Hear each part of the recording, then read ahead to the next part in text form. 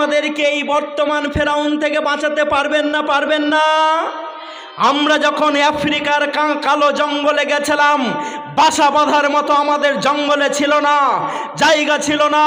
জঙ্গলে গেছি, দাঁড়িয়েছি, তারপর বলেছি we are the companion of the prophet Mohammad রসুল্লাহ সাল্লাল্লাহু আলাইহি সাল্লাম। আমরা বিশ্বনবী মোহাম্মদ রসুল্লাহ সাল্লাল্লাহু আলাইহি সাল্লামের সাহাবী। আজকে এই জঙ্গলের ভিতরেই বাসা বাঁধবো।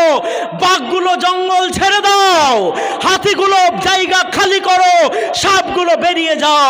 সাহাবীরা বলছেন 10 মিনিট পরেই জঙ্গলের ভিতর থেকে আওয়াজ আসে, হুম হুম করে, গুম গুম করে, সস্বর করে।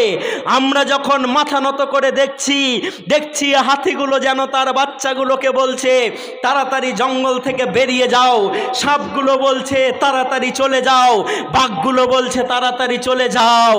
বলো মুসলমান, তোমার কথার আওয়াজে আফ্রিকার কালো জঙ্গলের সেই পশুরা যদি জঙ্গল খালি করতে পারে, যারা আজকে তোমার মসজিদকে দখল করার পরিকল্পনা করছে, তুমি যদি একটা বাঘের মতো হুঙ্কার ছাড়ো, সে ঘরের ভিতরে ঢুকতে বাধ্য হবে না? হবে না? কি বলেন, হবে না? হবে না? হবে। 40 কোটি মানুষকে, 40 কোটি মুসলমানকে এত সহজে একটা দেশ থেকে তাড়িয়ে দেওয়া সহজ নয়। সহজ যদিও বর্তমান ভারতে 10টা স্টেটে ডিটেনশন ক্যাম্প তৈরি হয়ে গেছে। জানেন আপনারা? জানেন? জানেন না তো আর কতদিন জেগে জেগে ঘুমাবেন হজ বিবি ডাঙ্গার মানুষ? একবার তো চোখ কান খোলা রাখুন। আপনাকে দায়িত্ব দিয়ে পাঠানো হয়েছে, কুনতুম খায়রা উম্মাত। আপনারা হচ্ছেন, আমরা হচ্ছি সব থেকে ভালো জাতি। আমাদেরকে ভালো কাজের আদেশ করতে হবে আর মন্দ কাজ থেকে মানুষদেরকে বিরত রাখতে হবে। তাই বন্ধু, আল্লাহর কাছে পরিশেষে দোয়া করব। অনেক জিনিস আপনাদেরকে দেখানোর ছিল। বর্তমান ভারতে কোনো বাপকে পিটে মারা হয়, 15 বছরের বেটি বাঁচাতে গেলে তাকেও পিটিয়ে মেরে দেওয়া হয়। পাকিস্তানিকে যারা তথ্য পাচার করেছেন, আমি হাবিবুল্লাহ তথ্যগুলো নিয়ে এসেছিলাম যে তাদের ভিতরে একজনও মুসলমান নয়। নারে তাকবীর! এখনো জোরে করে আল্লাহু আকবার বলবেন না? নারে তাকবীর! পাকিস্তানকে যারা তথ্য পাচার করেছে একজনও মুসলমান নয়। আমি মালদার একটা জালসাতে গেলাম, আমাকে সেখানকার পুলিশ বলছেন হাবিবুল্লাহ সাহেব, বাংলাদেশ নিয়ে কোনো কথা বলা যাবে না।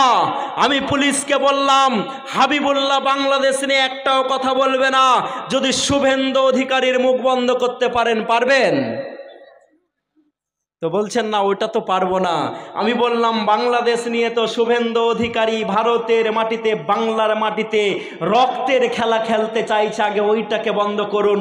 আমি তো এইটা বলবো যে এক্সটেন্ডেড বাংলাদেশের নাম করে যদি মালদা, মুর্শিদাবাদ, দিনাজপুরের দিকে বাংলাদেশ হাত বাড়ায়, ওই হাতটা প্রথম কেটে নেবে মুসলমানরা। নারে তাকবীর!